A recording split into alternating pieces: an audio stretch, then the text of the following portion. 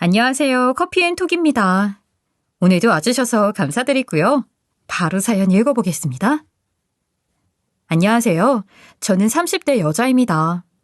제가 오늘 이렇게 사연을 보내게 된 이유는 정말 속상하고 화만 나던 인생에 한 방에 뻥 뚫린 것 같은 속 시원한 경험을 많은 분들과 공유하고 싶어서예요. 저는 남편을 만나기 전까지는 운명이라는 것을 믿지 않았어요. 말도 안 되는 드라마틱한 사랑 이야기를 애초에 믿지 않아 멜로 영화도 별로 좋아하지 않는 편이었죠. 하지만 지금 돌이켜보면 남편과 저의 만남은 운명이었다는 말로도 부족할 정도로 정말 이런 인연이 또 있을까 싶을 정도의 인연이라는 생각이 들어요. 제 남편의 직업은 의사였고 저는 우연히 친구 병문안에 갔다가 그곳에서 인턴으로 일하고 있는 남편을 만났어요. 첫 만남의 계기가 긍정적이었다고는 할 수 없었던 것 같네요. 당시 친구는 남편이 해준 약 처방이 잘못되어 가벼운 설사 증상을 겪고 있었고 당시 제가 문병을 갔을 때 친구가 제기한 이 문제에 대해 남편이 사과하기 위해 찾아온 것이 첫 만남이었거든요.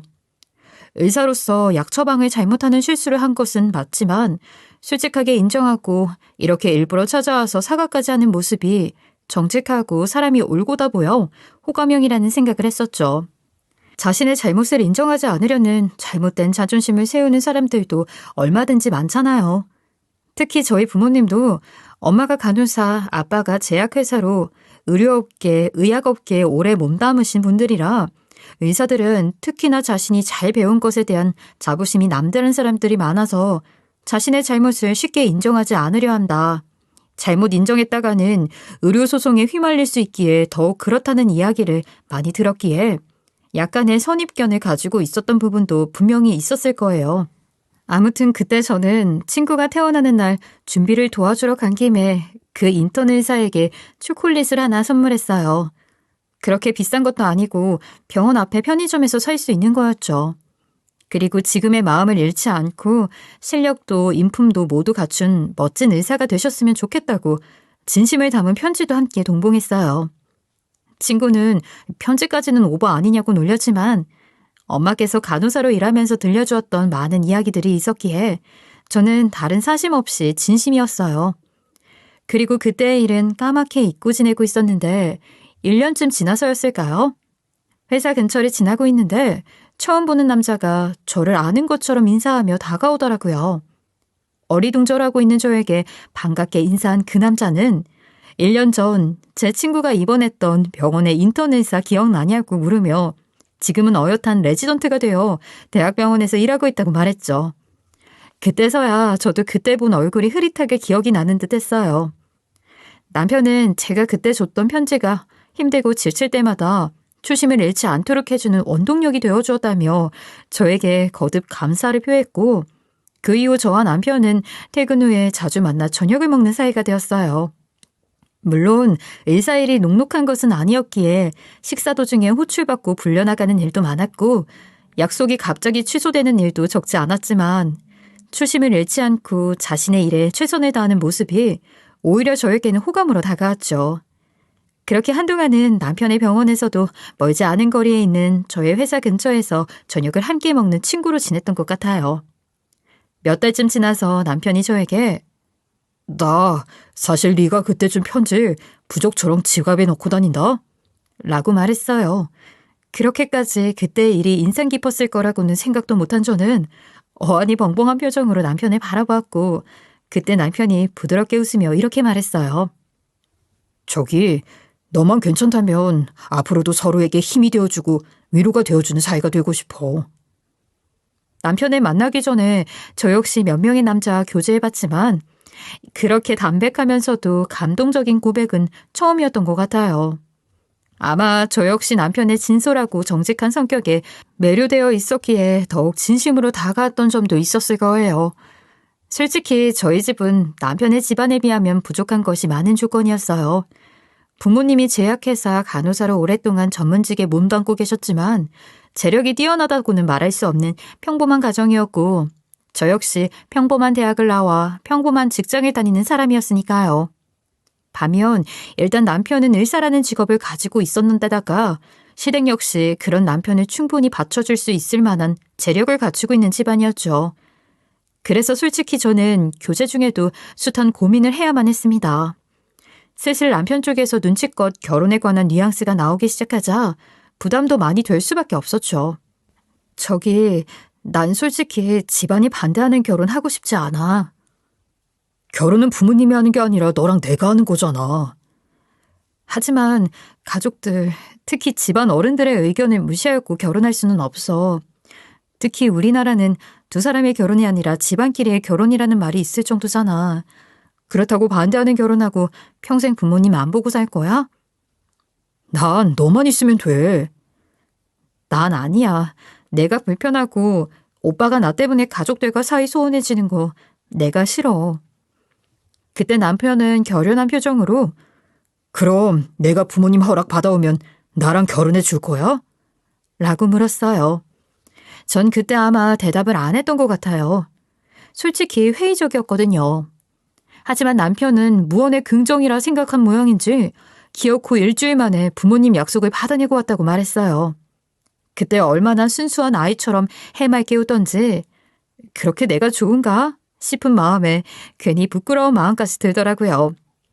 그리고 그때 남편이 제게 했던 말이 무척 인상 깊었어서 지금까지도 잊혀지지가 않네요. 그거 알아? 나 사실 지금까지는 부모님이 하라는 대로 살았어. 어릴 때부터 쭉 지금까지. 대학이나 직업도 내가 선택한 게 아니야. 부모님이 가야 할 길을 정해주고 목표를 잡아주면 난 거기에 순순히 따르기만 하고 살았어. 부모님의 말이 틀린 것도 아니고 말 들어서 손해볼 것도 없고 그렇다고 딱히 내가 고집을 부려가면서 하고 싶었던 게 있었던 것도 아니니까. 하지만 이번만은 달라. 내 인생에 있어서 처음으로 내가 결정하고 내가 선택한 거, 부모님에게 내 의견을 밀어붙인 거 이번이 처음이야. 네가 처음이야. 남편은 제가 자기를 바꾸어 놓았다며 앞으로도 자신이 올바른 길로 들어서 긍정적인 변화를 거칠 수 있도록 지지해달라고 했어요. 그게 아마 정식 프로포즈였던 것 같아요. 엄청나게 비싸고 화려한 다이아몬드 반지도 눈물을 쏙 빼놓는 감동적인 이벤트도 없었지만 세상 그 어떤 값비싼 보석이나 멋진 이벤트보다도 멋진 프로포즈였죠. 물론 세상이 그렇게 핑크빛 무드로만 사라지지 않는다는 것을 저는 누구보다도 잘 알고 있었답니다. 남편의 이야기만 들어도 반쯤 우겨서 자식 이기는 부모 없다는 말처럼 허락을 받아낸 게 뻔하다는 걸 알고 있었거든요. 어쨌든 표면적으로 시부모님은 딱히 저희 엄마나 저에게 대놓고 싫은 내색은 하지 않으셨어요. 아무래도 자신들 집안의 체면도 있으니 남들에게 흉될 일은 하고 싶지 않았던 거겠죠. 하지만 아무 말씀을 안 하고 계셔도 내심 이 결혼을 탐탁잖아 하고 계신다는 건 저 역시 느낄 수가 있었어요. 그리고 결혼식 후 대망의 시월드가 열리기 시작했어요. 시어머니는 저에게 대놓고 뭐라고 하시면 남편이 강하게 반발할 것이 뻔하니 저에게는 대놓고 못하시고 남편을 타박하는 속된 말로 돌려가기라는 것을 시전하셨죠. 요즘 세상에 몸만 오는 여자가 어딨어? 평범한 회사원들도 집은 각자 반반 못해서 사는 요즘 같은 세상에. 주변에 너 동기들 보면 여자 집안에서 전 월세라도 병원 하나씩 개업해주고 시작하는데 넌 대체 뭐냐? 아휴, 내가 아들 잘못 키웠지. 애가 평생 공부만 하면서 살다 보니까 이렇게 숙기도 없고 계산머리도 없고 자기 밥그릇 챙길 줄을 몰라요. 응? 어머니, 수진이 듣는 앞에서 무슨 말을 그렇게 하세요? 내가 아들 잘못 둔 게 서러워 하소연도 못하냐? 오해하지 마라. 네 와이프한테 한 소리 아니니까는. 그냥 준혁이 의대 동기 중에 하나가 요번에 결혼하면서 여자 집에서 아파트랑 병원 해다 줬다는 이야기 들으니까 우리 아들은 뭐하고 살았나 싶어서. 차라리 쥐뿔도 없는 게 의사 남편 얻어 인생 역전해보려고 혈안이 되었다고 그렇게 대놓고 제 욕을 하셨으면 속이 더 편할 것 같았어요. 얼굴 뵐 때마다 그런 이야기를 중간에서 듣는 남편 보기가 민망할 정도였으니까요. 남편 속은 또 오죽할까 싶어 저는 남편에게 이런 부분에 대해 고충을 토로할 수도 없었어요. 남편 눈치에 시어머니 눈치까지 이중으로 눈치를 보느라 저도 죽을 맛이었죠. 그뿐인가요? 시어머니는 저를 마치 남 부르듯이 부르셨어요. 수진 씨, 그 물 한 잔만 갖다 줄래요? 이렇게 존대에 이름까지 꼬박꼬박 붙여서 사무적인 태도로 절 대하셨죠. 남편이 이에 대해 한 번씩 지적하면 아무리 며느리라도 아랫사람처럼 막 편하게 부르는 건 예의가 아니지 않니? 수진 씨도 자기 집에서는 귀한 딸인데 내가 예의를 갖춰 대해야 하지 않겠어. 사람이 원래 반말하는 거랑 존대하는 게 기본 태도부터가 달라진다. 너 못 믿겠으면 네가 직접 부부 사이에 한번 실천해봐. 하시면서 말도 안 되는 변명을 그럴싸하게 하곤 하셨죠. 남편 역시 그렇게까지 말씀하시는 시어머니에게 뭐라고 더 말했다가는 대든다고 펄펄 뛰을 것이 분명했기에 제대로 따지지도 못했어요. 솔직히 말해서 물질적인 부분이나 조건적인 부분을 따지고 본다면 저희 집이나 제가 달라지는 것이 맞지만 저나 부모님은 그런 것을 중요하게 생각하는 편이었기에 엄청나게 대단하다고 생각지도 않았어요. 엄마도 저희가 교제하던 시절 남자친구의 직업이 의사라는 이야기를 들으시고는 직업이나 재력보다는 사람 됨됨이를 먼저 봐야지 하시며 물질적인 것에 혹해 만나는 것은 결사 반대하셨고 저 역시도 남편이 의사라는 이유로 만난 게 아니었으니까요. 특히 엄마는 간호사로 아빠는 제약회사 직원으로 오랫동안 일하셨기 때문에 해당 업계에 대해 많은 것을 알고 계셨기에 더욱 경계하시는 부분도 있었을 거예요. 겉만 번지르르한 가짜 의사들이 많다며 저에게 단순히 의사라는 직업을 가졌다고 다 똑똑하고 의사로서의 직업정신이나 윤리의식이 당연히 갖추어진 것이 아니라고 말씀하곤 하셨죠. 그럴 실력도 안 되면서 시치말로 야매로 면허를 따서 가지고 있는 돌팔이도 많고 돈이나 자신의 욕심 때문에 타락해서 환자를 진심으로 돌보지 않고 돈벌이로나 생각하는 그릇된 직업의식을 가진 의사들도 너무나 많다고 말이에요. 제가 내 남자친구는 그런 사람 아니야 하고 강력히 항변하자 엄마도 일단은 믿어주시는 눈치이시면서도 세월이 돈이 사람을 바꾸는 건 순식간이야. 지금이야 사명감에 취해 열심히 노력하고 사는 것처럼 보여도 삶이 사람을 어떻게 바꿀지는 알 수 없는 거야. 라며 제 남편이 변하지 않는지 꼭 눈여겨보아야 한다고 말씀하셨죠. 세상 모든 나쁜 의사들이 처음부터 타락해 있었던 것은 아니라고. 다만 그 마음을 끝까지 유지할 수 있는 의사가 이 세상에 너무 적은 것뿐이라고 말이에요. 아무튼 그나마 저와 남편이 결혼과 동시에 분가를 했기에 시어머님과 자주 마주칠 일이 없는 게 다행인 생활이 이어졌어요. 시아버지는 처음에는 저를 조금 부족하다고 여기신 것 같지만 저의 진심을 알아주신 이후로는 부드럽게 대해주셨거든요. 아마 제 생각이지만 남편이 시아버님을 닮은 것 같았어요. 하루는 시댁에서 저녁 식사를 함께하고 있는데 남편이 결혼한 이후 시어머니가 적적하다며 입양한 강아지가 하도 제 다리 밑에서 낑낑대기에 뭔가 싶어 무릎 위로 올려주었더니 그대로 거기서 잠이 들어버린 거예요. 아직 어린 강아지라 온기가 그리웠구나 싶어서 그냥 내버려 두었죠. 그런데 시어머니가 식사하시다 말고 갑자기 밥풀까지 튀겨가며 깔깔 크게 박장대소를 하지 뭐예요. 진짜 과하다 싶을 정도로 박수까지 쳐가면서 말이에요. 그걸 할리우드 액션이라고 해야 할까요? 역시 우리 보리가 똑똑하다니까. 얘가 파출부 아줌마나 경비 아저씨 무릎에는 앉지, 내 무릎에는 절대 앉지를 않거든. 엄마 무릎에 앉으면 옷에 털 묻으니까 보리가 엄마 생각하는 거지.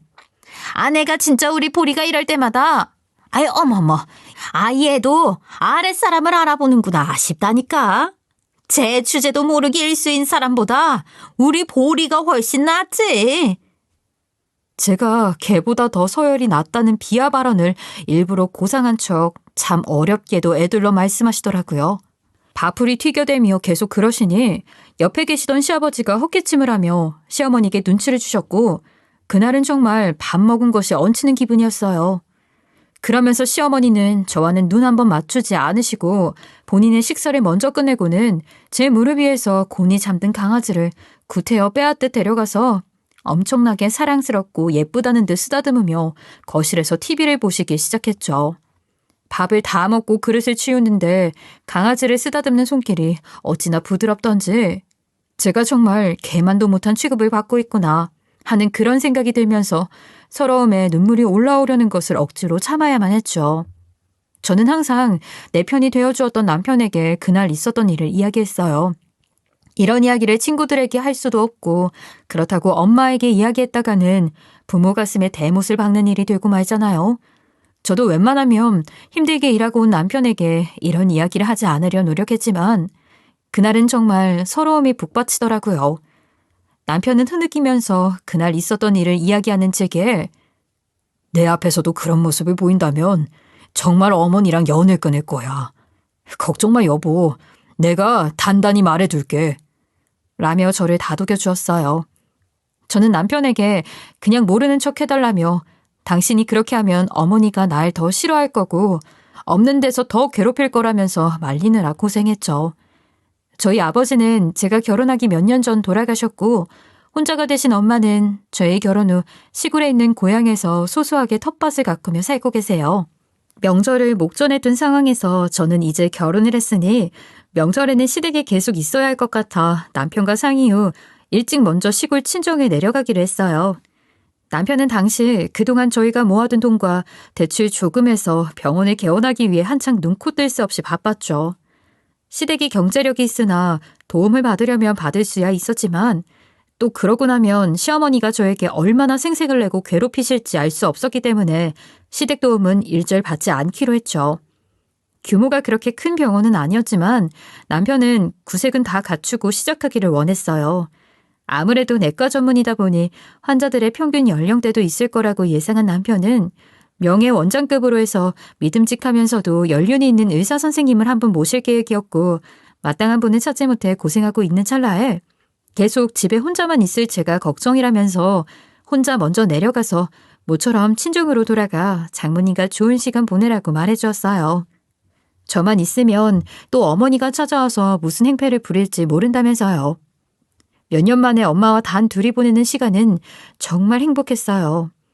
저희 가족이 도시로 떠나가 살고 있을 때는 폐가나 다름없던 집은 엄마가 몇 년 사시는 동안 엄마의 고운 손을 거쳐 아늑하고 포근한 집으로 바뀌어 있었어요. 저는 너무 좋았죠. 저는 그렇게 엄마와 단둘이 며칠의 시간을 보냈고 낮에는 엄마가 텃밭에 잠깐 가 계시는 동안에는 저 혼자 집을 지켰어요. 제가 도와드린다고 해도 엄마는 쉬러 온 거면 쉬기만 해야 한다며 어차피 이런 거 안 해본 너는 도움도 안 될 거라면서 제 등을 떠밀곤 하셨거든요. 그날도 저 혼자 마루에 앉아 쉬고 있는데 대문 앞에 까만 SUV 한 대가 섰어요. 그리고는 제 쪽은 보지도 않고 두어 사람이 내려 트렁크에서 무언가 짐을 꺼내 대문 앞에다 쌓기 시작했어요. 어안이 벙벙했던 저는 가서 확인을 해봤어요. 혹시 쓰레기 무단 투기라도 하는 거면 막아야 하니까요. 그런데 가까이 가서 보니 그게 전부 다 고급스럽게 포장된 선물 상자들인 거예요. 이게 다 뭐냐, 어디서 보내는 거냐 물어도 짐을 옮기시던 분들은 아무 말이 없었죠. 저는 당황한 표정으로 그곳에 계속 서 있었고 엄마는 그분들이 떠난 후에야 돌아오셨어요. 엄마, 방금 이상한 사람들이 와서 이런 걸 두고 갔어. 그냥 쓰레기는 아닌 것 같은데 내가 물어도 무슨 로봇처럼 대답도 안 하고. 그런데 엄마의 표정이 너무 무덤덤하신 거예요. 놀라는 기색이 하나도 없으신 게 마치 이런 일이 있을 줄 알고 있었던 사람 같아서 이상하게 느껴질 정도였죠. 하지만 선물의 양도 양이지만 하나같이 백화점 로고가 박힌 고급스러운 포장들이라 전 아무래도 찜찜한 기분이 들더라고요. 이런 고가의 선물을 보낼 사람이 아무리 생각해도 없었거든요. 있다 하더라도 이런 선물을 받을 이유가 엄마에게 있으리라 생각지도 않았고요. 엄마, 이게 대체 다 뭐야? 아이, 별거 아니야. 별게 아니긴 딱 봐도 한두 푼 하는 게 아닌 것 같은데? 제가 계속해서 캐묻자 엄마는 별 수 없다는 듯 느릿하게 겨우 입을 떼어 말씀해 주셨어요. 오래전 엄마가 간호사 일을 하던 시절 왕진을 함께 다니던 의사 선생님이 계셨다고 해요. 그분은 엄마와 아빠가 항상 말씀하시곤 하던 진짜 의사의 표본이라고 해도 과언이 아닐 정도로 사명감과 직업의식이 투철하신 의사 선생님으로 엄마도 진심으로 존경하셨다고 합니다. 요즘도 의사 되기가 쉬운 것이 아니고 학비며 뭐며 돈이 많이 들잖아요. 그 시절엔 의사 한 명을 만들기 위해 온 집안이 지원하고 투자해야 하는 시절이었다고 해요. 그렇게 가족들의 고생과 희생으로 그 의사 선생님은 의사가 될 수 있었고, 온 가족의 꿈이 이루어지자마자 온 집안 식구들이 다 의사 선생님에게 적극적으로 의지하기 시작한 거죠. 밑 빠진 독에 물 붓기처럼 가족들에게 해줘도 끝이 없었고, 결국 나중에는 친척들이 진 빚까지 가족이라는 이유로 떠안게 되어 휴일도 없이 쉴 틈도 없이 계속 환자를 받으며 일할 수밖에 없었다고 합니다. 결국 세월이 흘러 의사 선생님의 아내분이 병석에 눕게 된 뒤에도 선생님은 다른 아픈 환자들을 치료하러 다니느라 자신의 아내는 전혀 볼 수가 없는 처지에 놓이게 되시고 말았다고 해요. 그때 그걸 그냥 두고 볼 수 없었던 저희 엄마가 매일 선생님 댁에 방문해 부인분께 진통제를 놓아드리거나 불편한 부분이 없는지 살피고 필요한 것을 챙겨드리는 등의 일에 대가 없이 해주셨다고 해요. 의사 선생님께서는 항상 엄마에게 미안해하시면서도 자신이 벌지 않으면 안 되는 상황이었기에 어쩔 수가 없으셨고, 그렇게 엄마는 오랜 시간 선생님의 부인분을 돌봐드리면서 임종하시는 것까지 지켜보셨다고 합니다. 임종 직전 부인분의 마지막을 직감한 엄마가 선생님께 빨리 연락을 드렸고, 열일을 제쳐놓고 오신 선생님은 부인의 마지막을 지켜보고 함께할 수 있었다고 해요. 그 이야기를 마치 옛날 옛적 동화 이야기를 해주듯 담담하게 하시는 엄마의 이야기를 들으며 괜히 제 코가 시큰거리지 뭐예요. 아무튼 그때 그 의사 선생님은 저희 엄마에게 내가 없는 사이에 숨을 거두면 어쩌나, 사람이 마지막 순간에 혼자인 것만큼 서럽고 외롭고 슬프고 두려운 것이 없다는데 내가 그런 세상 가장 몹쓸 짓을 내 아내에게 하게 될까봐 두려웠네 라고 말씀하시면서 그로부터 20년이 지난 지금도 이렇게 명절이 다가오는 시기가 되면 엄마에게 선물을 보낸다고 하셨어요. 특히 아내의 임종을 함께하고 유언을 들을 수 있게 해준 것이 너무나도 고맙고 잊을 수 없는 은혜라고 하시면서요. 시골집으로 이사간 것은 알리지도 않았는데 또 어찌 알아보고 보냈는지 모르겠다며 한숨을 쉬신 엄마는 그 후로 선생님 형편이 많이 펴시긴 하셨어도 아내가 뻔히 그 인생 곡절을 다 아는데 이렇게 받기만 하는 것도 속이 편치는 않아 하고 조금 속상해 하셨죠. 그 후로는 선생님 뵌 적이 있어? 이렇게 선물만 보내셔? 에휴, 나라고 왜 안 그러고 싶니? 얼굴도 뵙고 그동안 잊지 않고 이렇게 챙겨주신 거 감사 인사도 드리고, 솔직히 세월도 많이 흘렀는데 아직 건강히 잘 지내시는지도 궁금하고, 하지만 괜히 내가 얼굴 비쳤다가 또 뭘 더 해주지 못해 안달내시면 그게 미안해서 안 돼. 보고 싶어도 참아야지. 아마 선생님도 엄마의 마음을 아셔서 굳이 찾아오지 않는 게 아닐까요? 그렇게 엄마와 그 의사 선생님은 멀리서 마음으로나마 안부를 전하는 아주 특별하고 소중한 인연이었던 거예요. 다음날 이른 아침 남편에게 전화가 왔어요. 아침부터 아주 기쁜 소식이 있었죠. 여보, 나 드디어 허락을 받아냈어. 남편은 전부터 명예 원장 자리에 마음으로 정해둔 분이 계셨는데 그분께서 이젠 편히 쉬시고 싶으시다며 한사코 거절하셔서 어쩔 수 없이 다른 분을 찾아보아야 하나 고민하던 차였거든요. 삼고초려 끝에 그분으로부터 드디어 명예원장 자리를 받아들이겠다는 약속을 받아낼 수 있게 된 거였죠. 남편은 뛸 듯이 기뻐하며 이제 개원 날짜만 잡으면 돼 하고 소리를 질렀고, 그렇게 들뜬 목소리는 결혼 몇 년, 아니 연애 시절을 통틀어도 처음이라고 해도 될 정도였어요. 제 옆에서 주무시고 계시던 엄마도 통화 소리에 깨셨고 남편의 말을 들으셨죠. 엄마는 잘 됐다고 거듭 축하해 주시고 제 남편과 짧은 통화도 나누셨어요. 아이고, 내가 이 서방 큰일 해냈는데 가만히 있으면 안 되겠지? 엄마는 그렇게 말씀하시며 무언가 단단히 준비하겠다고 마음 먹으신 것 같았죠. 그리고 대망의 개업식 날이 찾아왔어요. 병원 안은 남편의 친인척과 지인들로 북적였고 저는 시어머니와 부딪힐 게 뻔해 제 쪽 지혜는 많이 부르지 않았어요. 병원이 그렇게 크지 않아 자리가 협소할 것도 걱정이 되었죠. 그런 것과는 상관없이 남편이 그토록 염원하던 꿈을 이룰 수 있게 되어 저 역시 제 일처럼 기뻤어요. 제가 초콜릿을 주었던 과거의 그 얼굴도 잘 기억나지 않던 어리숙한 인턴 의사가 지금은 이렇게 제 남편이 되고 병원의 원장이 되고 정말 지난 나날들이 주마등처럼 스쳐갔죠. 물론 그런 경사스러운 자리에서도 어머니는 목구멍에 박힌 가시 같은 존재였어요. 자기 아들의 경사인데 마치 자기가 파티의 주인공인 양 행사했거든요. 아들이 이뤄낸 일이 자신의 업적인 양 행동했고 제가 앞에 나서는 것을 원천 차단하고 자신의 부인인 것처럼, 아니 아예 남편에게 와이프가 없는 것처럼 자신이 앞에 나서서 행동하셨어요. 누가 저를 알아보고 인사라도 건넬라 치면 시어머니가 득달같이 달려와 말을 가로채가는 시기였죠. 아휴, 여기저기 말 걸고 다니며 제 감시까지 하셔야 했으니 진짜 몸이 10개라도 부족하실 정도더라고요. 시어머니는 그날도 처음부터 끝까지 저를 수진 씨라고 부르며 출장 뷔페 직원 대하듯 하셨고, 울컥하지 않았다면 거짓말이지만 오늘만큼은 참자 하며 머릿속에 참을 일을 100개 정도는 그려 넣었던 것 같아요. 그리고 그날 사위의 경삿날인데 멀리서 전화로 축하하는 것만으로는 부족하다며 엄마가 모처럼 서울에 올라오셨어요. 시골집과 서울의 거리가 상당한 데다가 워낙 외진 동네다 보니 KTX도 없어서 엄마는 새벽부터 버스를 타고 오셨어요. 엄마가 가져오신 것은 직접 만드신 떡으로 사위에게 조금이라도 더 따뜻할 때 먹여야 한다며 보온통에 넣어 뜨끈함을 유지하면서 헐레벌떡 병원으로 달려오신 거죠. 전 엄마를 발견하자마자 엄마에게 달려가 안으로 모시고 들어왔어요.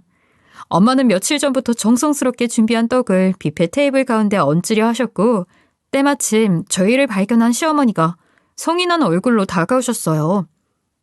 아니, 이게 무슨 짓이야? 사돈, 제가 이서방 주려고 떡을 직접 좀 해왔는데 다 유기농 재료라서 맛이. 아휴, 여기가 무슨 시골 잔치집도 아니고 차림새부터 이게 다 무슨 망신살이에요. 지금 고급 호텔급 뷔페에 떡이 뭔 웬 말이냐고. 저희 엄마는 고함을 지르시는 시어머니에게 무안을 당하자 얼굴이 붉혀지셔서는 내가 새벽 일찍 이서방 맛있는 거 먹이겠다는 생각밖에 못해서 꾸미지도 못했네. 미안해요. 하며 쩔쩔매고 계셨습니다. 아휴, 여기가 요강 굴러다니는 시골 총구석도 아니고 이게 다 뭐야 수준 안 맞게. 그나마 냄새나는 게 아니라서 다행이라고 해야 할지. 아니 뭐들 하고 있어요. 이 아줌마 쫓아내고 이거밖에 안 내놓고. 아니 어머니 지금 뭐 하시는 거예요? 정말 경우가 없으시네요. 아무리 경사스러운 날이지만 저도 저희 엄마가 이렇게까지 모욕듣는 것을 참을 수는 없어서 최대한 정중하고 낮은 목소리로 한마디 했습니다. 시어머니는 제 화난 얼굴을 보더니 막 비우시며 또 막말을 내뱉을 준비를 하고 계셨죠. 일촉즉발의 상황이었어요. 그런데 그때 명예 원장님께서 테이블 가까이로 다가오시더니 어디서 맛있는 냄새가 난다 했더니 떡이네. 아유 맛있겠네. 하시는 거예요. 그랬더니 글쎄 시어머니가 목소리 톤부터 달라지며 태도가 확 바뀌는 거 아니겠어요? 아유 원장님 다른 것도 많은데 더 좋은 음식도 많은데 떡 같은 건 나중에 드시고. 아니 한국 사람이 경사 이르는 떡이지요. 안 그래도 우리 파출부 아줌마가 또 이런 걸 잘해서 제가요 떡 좀 해오라고 했어요. 아유 아주 맛있게 됐다고 칭찬하던 참이었어요. 그럼 좀 드셔보시겠어요? 따뜻할 때 드세요. 그분 말 한마디에 손바닥 뒤집듯 태도를 바꾼 시어머니는 자기가 한 것인 양 명예 원장님께 떡을 내밀면서 저희 엄마를 파출부라고 소개까지 하는 막말까지 서슴지 않았어요. 아줌마, 온 김에 정리도 좀 해주고 가요. 손님이 많아서 수선해졌네. 이러면서 얼렁뚱땅 저희 엄마에게 허드렛 일을 시키면서 일을 무마하려는 태도에 저는 울컥하고 말았습니다. 제가 참은 게 몇 년 세월인데 저한테만 그랬으면 평소와 같이 그냥 넘어갔을 거예요. 하지만 이걸 그냥 참고 넘어가면 엄마까지 저런 사람에게 저와 같은 취급을 받을 것을 생각하니 그것만큼 도저히 참고 넘어갈 수가 없었죠. 원장님, 저희 시어머니가 경황이 없으셔서 소개를 잘못하신 것 같아요. 저는 이 원장님 와이프 되는 사람이고 이분은 제 친정엄마세요. 뭐해 엄마, 인사드려. 이분이 이서방병원 명예원장님 자리를 맡아주실 분이야. 이게 지금 교양 없게? 너 진짜 이런 식으로 할 거니? 이게 진짜 아주 버르장머리 없이 정신줄을 놓았구나. 시어머니는 잘 보여야 할 분을 제가 붙들고 늘어지자 대놓고 말 못하고 죽일 듯 저를 노려보시며 흡사 복화술을 쓰는 것처럼 중얼거리셨죠.